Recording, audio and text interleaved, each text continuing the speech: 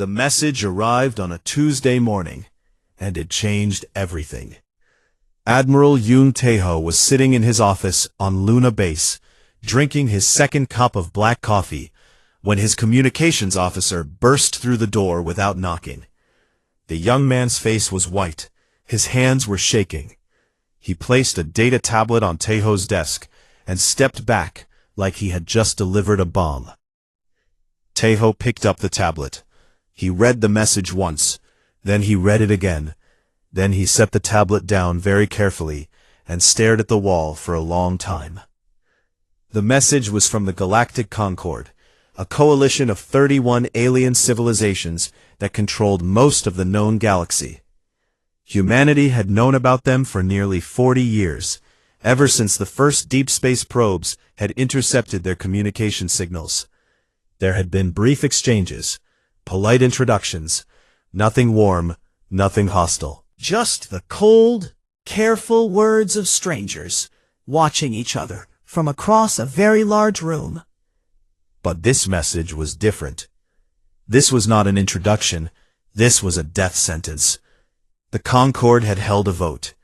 26 of the 31 member species had agreed that humanity was growing too fast, expanding too quickly, and could not be trusted to remain peaceful. The solution they had chosen was simple. They called it containment. Tae-ho knew what that word really meant. It meant the end of the human race. They were sending a fleet, 9,700 warships, drawn from 12 different species, the largest military force ever assembled in the history of the Concord. They would arrive in the Sol system in approximately 9 months, and when they arrived, they would burn Earth, Mars, and every human colony down to bare rock.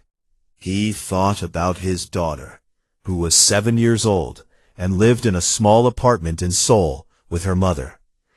He thought about the 8 billion people on Earth and the 2 billion scattered across Mars, the Moon, and the asteroid belt. He thought about all the things those people would never get to do if he did not find a way to stop what was coming. Then he opened his eyes, finished his coffee, and called a war council. They gathered in the deep command bunker beneath Luna Base. 12 senior officers, the best military minds humanity had. Captain Baek Jeon arrived first. She was the head of signals intelligence aboard the carrier Baekdu, and she was the one who had decoded the full details of the Concord's plan. She was a short woman with sharp eyes and a calm voice that never rose, even when she was delivering the worst news imaginable. She laid out the numbers. 9,700 warships. The smallest were frigates, roughly the size of human cruisers. The largest were dreadnoughts that measured over 6 kilometers long, with enough firepower to crack a continent. Their technology was centuries ahead of anything humanity possessed. They had energy shields, plasma cannons, particle beam arrays, faster-than-light travel, and artificial gravity manipulation. Their ships were faster, tougher, and more powerful in every measurable way. Humanity's fleet, by comparison, was a joke. 214 combat-capable ships. Most of them were converted cargo haulers and mining vessels fitted with basic weapons. The largest human warship was the carrier Baekdu, and it was smaller than a Concorde light cruiser. The room was silent when Jeon finished. Tae-ho could see the fear on their faces. He understood it. The math was not complicated. 9,700 against 214. It was an execution. But Tae-ho had spent his entire life studying human history. He knew things that the Concorde did not. He knew about Thermopylae, where 300 soldiers held a pass against an empire. He knew about Midway, where a handful of dive bombers changed the course of a world war. He knew about the siege of Bastogne, where surrounded men answered a demand for surrender with a single word. He knew that numbers alone had never decided the outcome of a war. Will decided it. Cleverness decided it. The willingness to fight when all logic said you should not. That decided it. He stood up and looked at his officers. He told them that they were not going to surrender. They were not going to run. They were going to fight, and they were going to make the Concorde regret ever pointing a gun at Earth. He gave the order to begin Project Hwangyong, which meant Golden Dragon.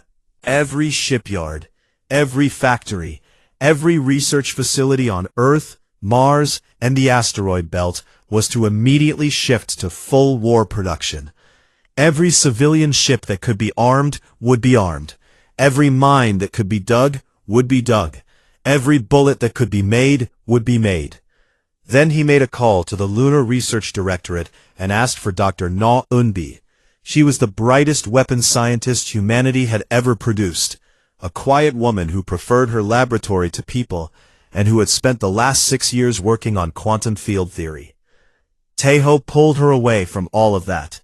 He told her what was coming and gave her one job. Find something the galaxy had never seen before. Find a weapon that could hurt them. Find it in 9 months or less, because after 9 months, there would be no one left to use it. Eunbi listened without interrupting. When Taeho finished, she was quiet for a moment. She asked if he was sure they could not negotiate. Taeho told her the vote had already been taken. The decision was already made. There was no one to negotiate with. Eunbi nodded slowly. She said she understood. Then she went back to her lab and did not come out for 3 weeks. Across the solar system, humanity began to prepare. Factories that had been building furniture and vehicles and consumer electronics melted everything down and started making weapons. Shipyards that had been building cargo haulers began welding armor plates and mounting guns. Farmers on Mars stored extra harvests. Teachers on Earth taught their students how to use emergency shelters. Parents held their children a little tighter at night. No one panicked. That was the part that surprised even Taeho. He had expected chaos, riots, despair. Instead, he found something else entirely. He found anger. A cold, quiet, steady anger that spread across every human settlement like a low fire. The galaxy had told humanity to die, and humanity had looked at the galaxy and said, no. 9 months. That was all they had. 9 months to get ready for the end of the world, or the beginning of something the galaxy would never forget. The 9 months that followed were the hardest months in human history, not because of sadness or fear, but because of work. Every single person in the solar system worked like they had never worked before, because every single person understood what would happen if they stopped. Admiral Yoon Taeho divided Earth's defense into 3 layers, like 3 walls around a castle. Each wall had to be strong enough to bleed the enemy, and each wall had a commander who would rather die than let it fall. The first wall was the Oort perimeter, the dark and frozen edge of the solar system where comets drifted in silence. Taeho gave this to Lieutenant Hwang Do-hwan, a 28-year-old tactician who had graduated first in his class and who thought about war the way a chess player thought about the board, always 5 moves ahead. Do-hwan was not interested in fighting fair, he was interested in winning. Do-hwan spent 4 months seeding the outer system with mines. Not a few thousand mines, billions of them. Tiny automated devices that floated in the dark and waited.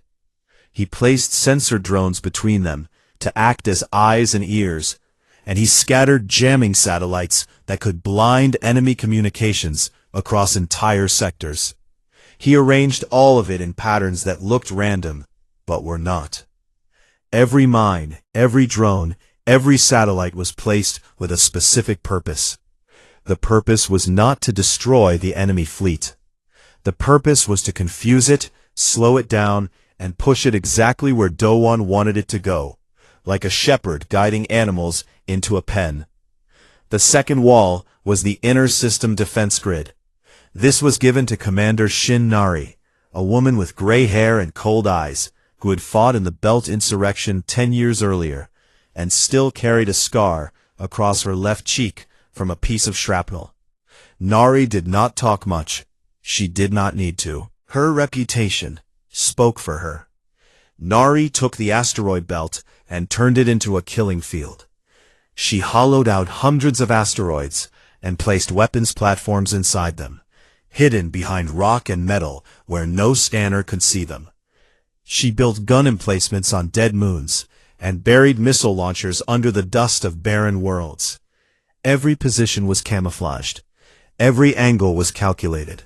An enemy fleet flying through the belt would see nothing but empty rocks, and then those rocks would open up and start shooting from every direction at once. The third wall was Earth and Luna themselves, and Tejo kept that under his own command. He placed defense platforms in orbit, built shield generators on the surface, and dug deep bunkers for the civilian population. If the enemy reached Earth, it would mean the first two walls had failed. Tejo did not plan on that happening, but he prepared for it anyway, because hope without preparation was just another way to die. While the walls were being built, Dr. No Unbi finally came out of her laboratory. She had not slept more than 3 hours a night for 3 weeks, and her eyes were red and her hands were shaking, but she was smiling. She had found what Tejo had asked for. She explained it to the War Council in simple words. The Concorde used energy shields. Every spacefaring civilization in the galaxy used energy shields. These shields were designed to absorb and deflect energy-based weapons, like plasma bolts and particle beams, because energy weapons were what everyone in the galaxy used. It was the standard. It was the only way civilized species fought. But humanity had never stopped using kinetic weapons. Guns, railguns, projectiles, chunks of metal thrown very fast at a target. The galaxy had abandoned such weapons thousands of years ago as primitive and crude, and because no one used them anymore, no one had bothered to build shields against them.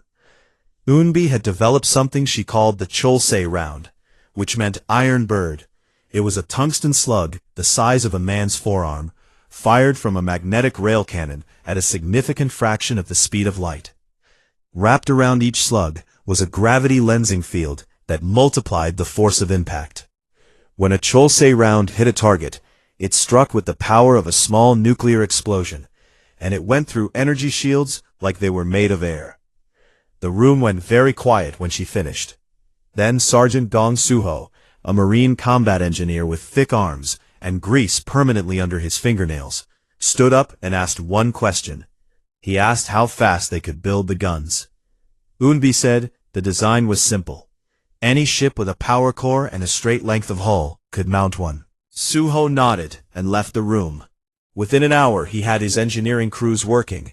Within a week, the first Cholse cannon was mounted on the carrier Baekdu and test-fired into an empty asteroid. The asteroid split in half. Suho worked his people in 12-hour shifts, day and night, for 5 straight months. He lost weight.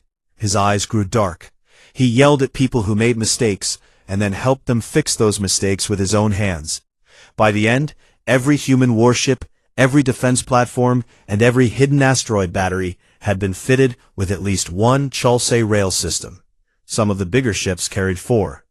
Meanwhile, Captain Baek Jian was building her own weapon, and it did not fire bullets. Jian's weapon was lies. She created an enormous web of fake signals across the solar system. False fleet signatures that made it look like Earth had thousands of warships, phantom communications between imaginary squadrons, decoy formations made of nothing but transponders bolted to empty shipping containers. If the enemy scanned the system from a distance, they would see a fleet 10 times the size of what actually existed, spread across every corner of the system like a swarm. Jian also prepared something special for the battle itself. She selected 40 of the smallest, fastest ships in the fleet, tiny corvettes with experimental stealth coatings that made them nearly invisible to sensors. She called them the Ghosts. She asked for volunteer crews. She got more volunteers than she had ships. Everyone knew what the Ghost crews were signing up for. They would fly into the middle of the enemy formation and attack from the inside. The chances of coming back were almost zero. But the volunteers came anyway, because they understood that some prices had to be paid. Pilot Oh Yuna was the first to volunteer. She was 24 years old, quiet, and had the steadiest hands anyone had ever seen on the flight controls. She did not give a speech or make a dramatic statement. She simply walked into Gion's office, signed the form, and walked out again. As the 9th month drew near, Tejo stood in the command center and looked at the map of the solar system.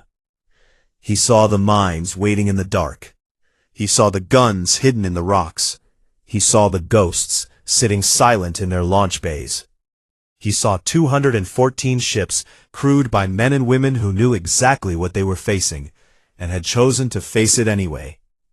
It was not enough. He knew that. By every logical measure, it was not nearly enough. But logic had never been humanity's strongest weapon. Stubbornness was. The fleet was ready. The walls were built. The traps were set. All that was left now was to wait for the enemy to arrive and step into them. They came out of faster-than-light travel just beyond Neptune, and for a moment, the sky itself seemed to break. 9,700 warships materialized in a vast hemisphere, like a bowl turned upside down over the solar system. They were arranged in the standard Concorde pacification formation, a shape designed to surround a planet from every direction and leave no escape. The formation had been used 43 times before against 43 different species. It had never failed. The ships were enormous. The dreadnoughts at the center of the formation were 6 kilometers long, covered in armor that glowed faintly blue from the energy shields underneath. Around them swarmed cruisers, destroyers, frigates, and carriers that launched swarms of fighter craft like clouds of insects. The fleet stretched across millions of kilometers of space, so large that if a person stood on Neptune's surface and looked up, they would have seen new stars where the engine lights burned. Fleet Overlord Dren stood on the bridge of the flagship and looked at his tactical display with the calm expression of someone who had done this many times before. He was old by the standards of his species, over 300 years, and he had commanded more battles than most officers had attended briefings. He studied the human system and saw what he expected to see, a small, young civilization with a handful of primitive ships. His intelligence reports said 200 warships, more or less. He expected this entire operation to be finished before his second meal. His sensor officers reported detecting a large number of human fleet signatures spread across the system, far more than expected. Thousands of contacts. Dren studied the data and felt a small flicker of concern, but only a small one. He ordered his fleet forward in standard approach formation, shields at full power, weapons armed. They crossed Neptune's orbit, then Uranus. The human fleet signatures kept appearing and disappearing on the edges of his sensors, always moving, never holding still long enough to get a clear count. Dren frowned. Something about the pattern bothered him, but he could not say what. His fleet entered the outer boundary of the asteroid belt, and then the dark came alive. Lieutenant Wang Dowan had been sitting in a cramped control room, buried inside a hollowed-out comet, for 9 hours, watching his screens with red eyes and steady hands. The moment the lead elements of the Concorde fleet crossed his trigger line, he pressed a single button and said 2 words into his microphone. Wake up. Billions of minds activated simultaneously across a vast area of space. But they did not simply explode. Dowan had designed them to detonate in a specific sequence, a rolling cascade of shaped explosions that moved like a wave through the enemy formation. The purpose was not to destroy ships. The purpose was to herd them. Each explosion pushed the nearest ships in a specific direction, forcing the outer edges of the Concorde fleet inward, compressing them, funneling them into corridors that Dowan had mapped out months ago. At the same time, the jamming satellites activated. Every Concorde communication frequency was suddenly flooded with noise. Ship-to-ship links went dead. Fleet-wide commands from the flagship were lost in static. Individual captains could not talk to each other, could not coordinate, could not receive orders. For precious minutes, the largest fleet ever assembled became 9,700 separate ships, each one blind and alone. In that window of silence and confusion, Commander Shin Nari gave her own order. The asteroids opened up. Hundreds of hidden gun platforms revealed themselves all at once, sliding open like the eyes of predators that had been waiting in the tall grass. Chulse rail cannons fired in coordinated volleys, each round traveling in a fraction of light speed, each one aimed at a pre-calculated point in the enemy formation. The first round hit a Concorde heavy cruiser broadside. The energy shield, which could absorb a sustained plasma barrage for 20 minutes, did nothing. The tungsten slug passed through it as if it were not there, and struck the hull with the force of a nuclear detonation.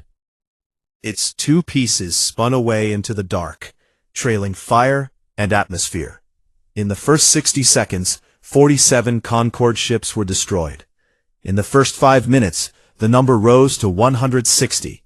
By the end of the first hour, 600 Concorde warships had been turned into burning wreckage, drifting through the asteroid belt. Fleet Overlord Dren stood on his bridge and watched his tactical display fill with red markers. Red meant destroyed. Red meant dead crews. Red meant something was very, very wrong.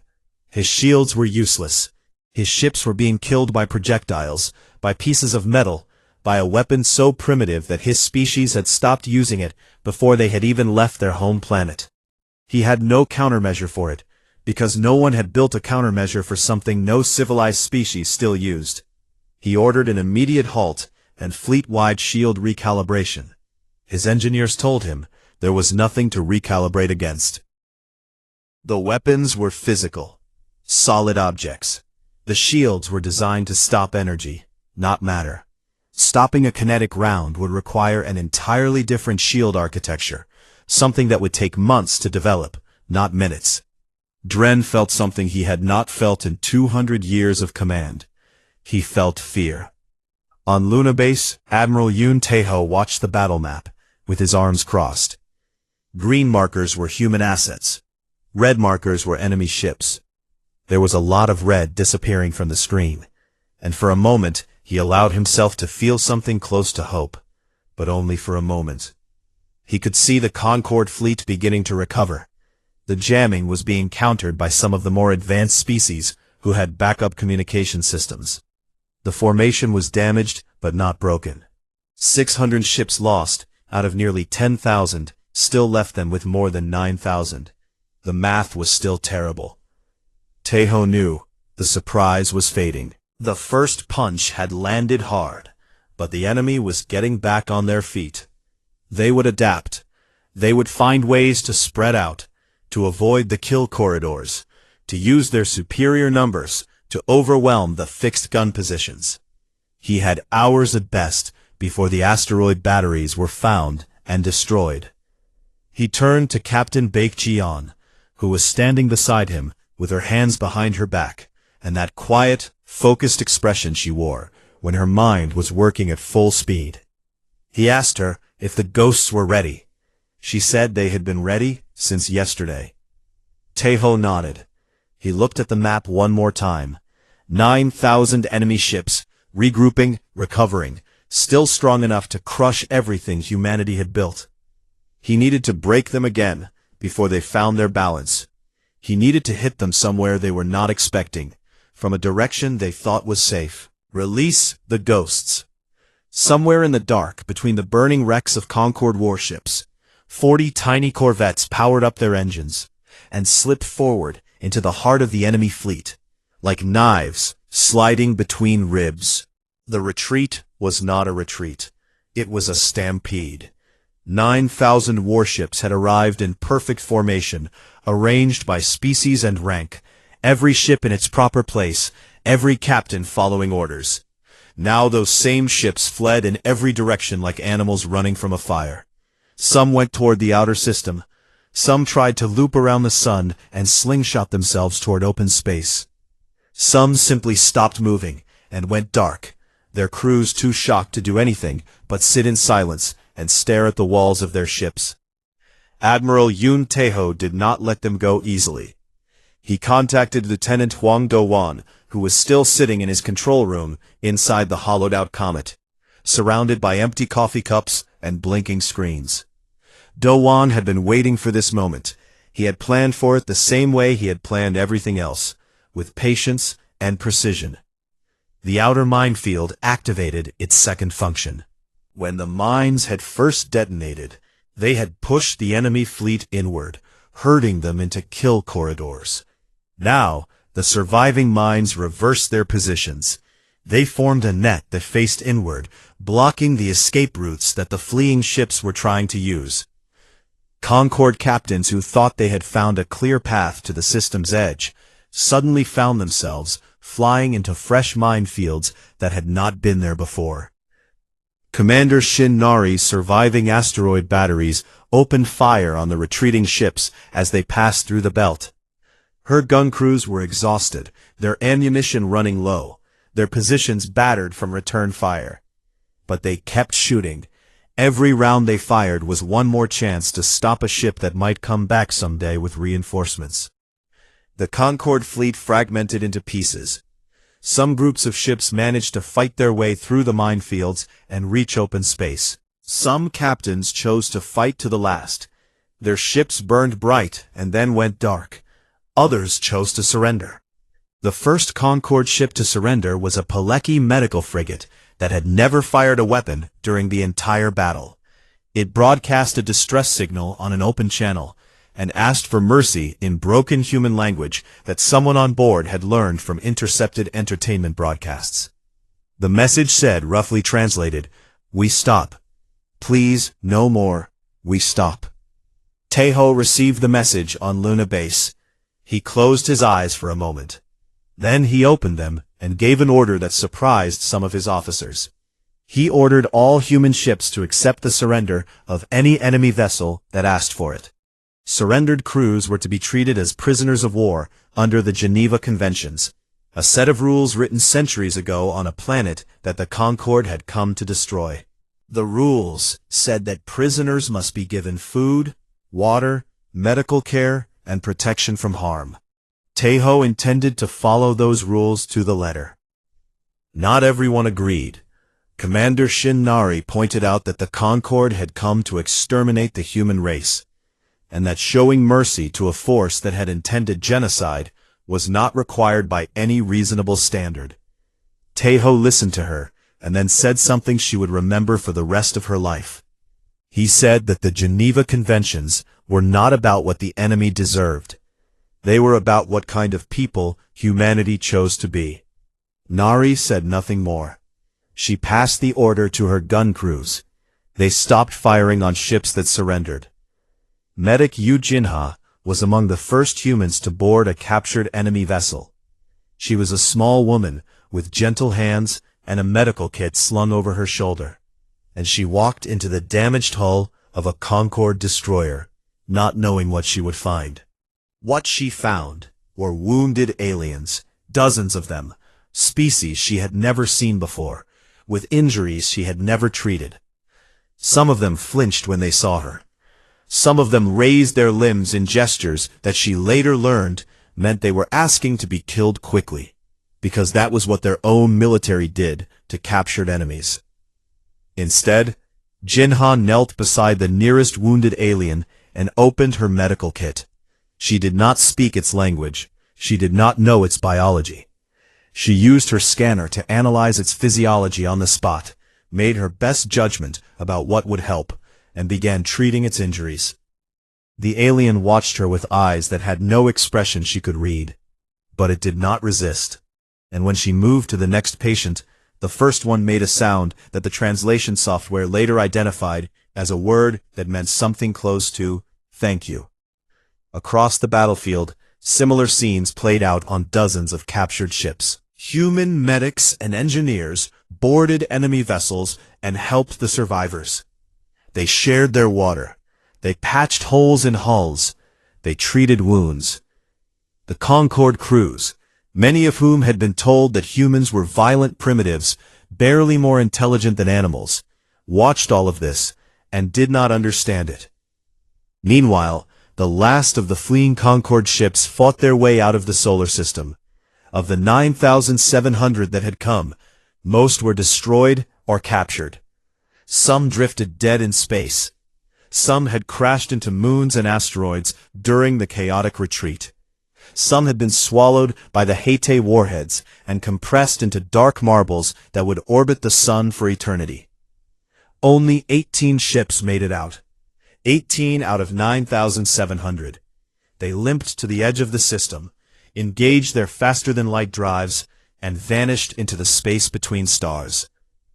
They carried no cargo. They carried no victory. They carried something much heavier. They carried a story.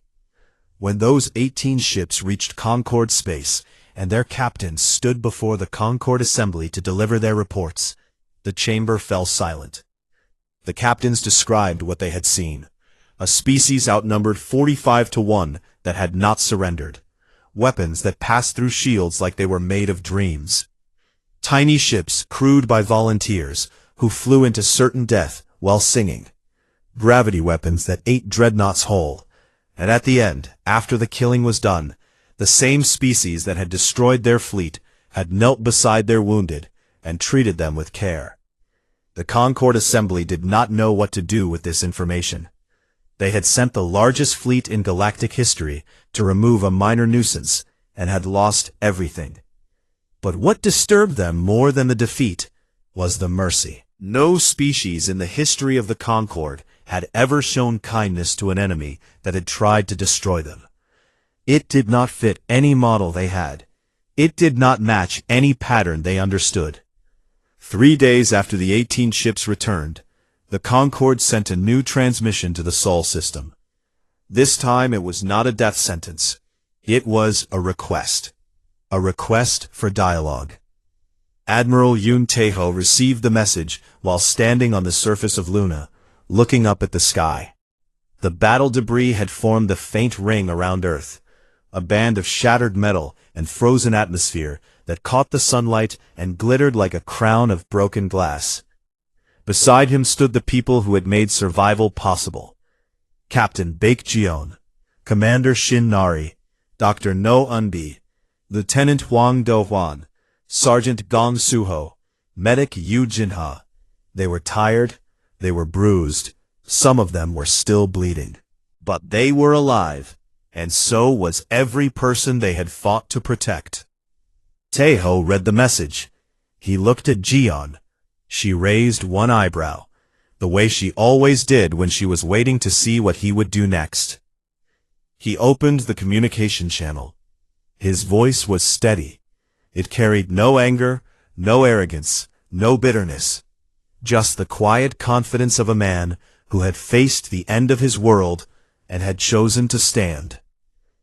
This is Admiral Yoon Tae-ho of the United Solar Defense Fleet. We accept your request to talk, but understand this clearly. We will talk as equals, or we will not talk at all. We will never accept a request to kneel. The channel stayed open. For the first time in history, the galaxy listened. The Concorde had sent 9,700 warships to Earth.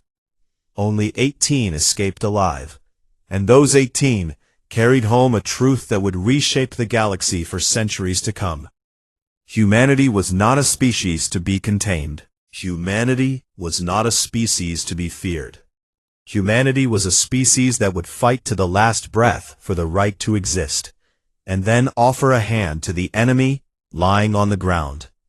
That was the part the galaxy never forgot. The ghost corvettes were small, ugly ships. They had no armor worth mentioning. Their life support systems were basic. Their crews numbered 6 people each, and every one of those people had volunteered, knowing they would probably not come home. Each corvette carried one oversized Cholse cannon bolted to its spine, and enough tungsten rounds for 12 shots.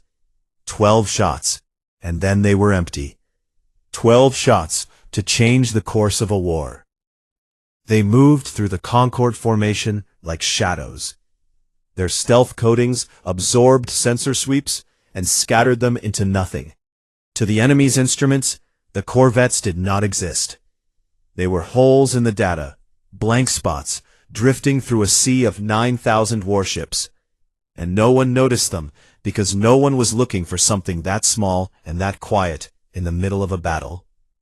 Pilot Yuna flew the corvette Dokkaebi at the front of the ghost formation. Her breathing was slow and even. Around her, through the cockpit glass, she could see the undersides of Concorde dreadnoughts passing overhead like the bellies of enormous whales, their hulls glowing blue with shield energy, their gun turrets scanning outward for threats that were still far away. They were not looking down. They were not looking at her. Captain Baekjeon's voice came through the encrypted channel, calm and clear. She gave a single word: now. 40 corvettes opened fire simultaneously from inside the enemy fleet. Yuna's first shot hit the secondary flagship of the Concorde Armada, a massive command carrier that served as the backup nerve center for the entire fleet. The Chulse round punched through its shields without slowing down and struck the reactor housing. The ship did not explode so much as come apart, splitting along its length like a seed pod opening, spilling fire and debris and bodies into the vacuum. The shock wave pushed Yuna's corvette sideways, and she corrected with a flick of her wrist and fired again. Her second shot destroyed a fuel carrier. Her third and fourth shots killed 2 escort cruisers that were still trying to figure out where the attack was coming from. Every shot was a kill. Every kill sent a shockwave of panic through the ships nearby, because they could see their comrades dying, but could not see what was killing them. Across the formation, the other ghost crews were doing the same thing. They fired from point-blank range into the most important targets they could find: command ships, communication relays, fuel depots, ammunition carriers. The shots came from below, from behind, from angles that made no tactical sense, because no enemy was supposed to be there. It was like being attacked by their own shadows. The Concorde formation, already shaken from the minefield and the asteroid batteries, shattered. Without the secondary flagship, half the fleet lost its command link. Individual species fleets began acting on their own instincts. Some tried to close ranks. Some tried to spread out. Some turned to flee. 2 allied species, the Varathi and the Peleki, misidentified each other's ships as human attackers in the chaos, and opened fire on each other. 3 Varathi destroyers were destroyed by friendly fire, before anyone realized the mistake. Fleet Overlord Dren watched his command display dissolve into chaos. Red markers were appearing inside his own formation now, and his sensor officers could not explain where the attacks were coming from. He ordered all ships to activate close-range point defense systems and scan for small craft. But by the time the order reached the surviving communication relays and was passed along the broken chain of command, the ghosts had already repositioned. Yuna was on her 8th shot when the Concorde finally found her. A destroyer spotted the Dokkaebi's engine trail and locked weapons. Yuna did not run. She turned the corvette directly toward the destroyer and fired her 9th round straight through its bow. Then she swung around and fired her 10th and 11th shots into a cluster of frigates before a particle beam from a second destroyer caught the Dokkaebi across its midsection. The ship broke apart. The last thing the fleet's communication network recorded from the Dokkaebi was the sound of its crew singing. Not screaming, singing. An old song that their grandparents had taught them, steady and clear, even as the hull crumbled around them. 23 of the 40 ghost corvettes were destroyed. The remaining 17 spent their last rounds and scattered into the debris field, their mission complete. Behind them they left over 400 destroyed or crippled enemy ships and a fleet in total disarray. And then Admiral Yoon Tae-ho played his final card. The entire United Solar Defense Fleet, all 214 ships, surged forward in a tight spear-tip formation, aimed directly at the heart of the Concorde Armada. Commander Shin Nari led the vanguard aboard the cruiser Jindo, her ship taking the most fire and giving back twice as much. She fought her ship like it was an extension of her own body, dodging and weaving through enemy fire, while her Chulse cannons tore holes in everything that came close. On the left flank, Sergeant Gong Suho commanded the Ugly Pig, a repurposed mining barge that had no business being in a space battle. Its hull was made of solid asteroid rock, 3 meters thick, and Suho had mounted a triple Chulse array on its bow. The ship was slow and graceless, and looked like someone had strapped guns to a mountain. But it could take hits that would have killed any proper warship, and its 3 cannons fired in rotation, one after another, a steady drumbeat of tungsten death that never stopped. The human fleet punched through the disorganized enemy lines like a fist through wet paper. They drove straight for the center, straight for Fleet Overlord Dren's flagship, and nothing the Concorde threw at them was enough to stop the charge. Then Dr. No Unbi authorized the use of her second weapon, the Heite warheads. These were missiles, but not like any missile the galaxy had seen. Each one carried a gravity manipulation device that, upon detonation, created a localized gravity well. Everything within 2 kilometers of the explosion point was pulled inward and crushed into a sphere the size of a marble. Ships, debris, energy, light itself, all of it compressed into nothing. The first Heite detonated inside a cluster of 9 Concorde dreadnoughts that had formed a defensive ring around a carrier group. The gravity well opened like a mouth. The 9 dreadnoughts bent inward, their hulls screaming as physics itself turned against them, and then they were gone. 9 ships, each one 6 kilometers long, reduced to a dark marble that tumbled slowly through space. The ships nearby did not try to fight. They ran. They broke formation and ran in every direction, their crews panicking at a weapon that did not just kill ships, but erase them from existence.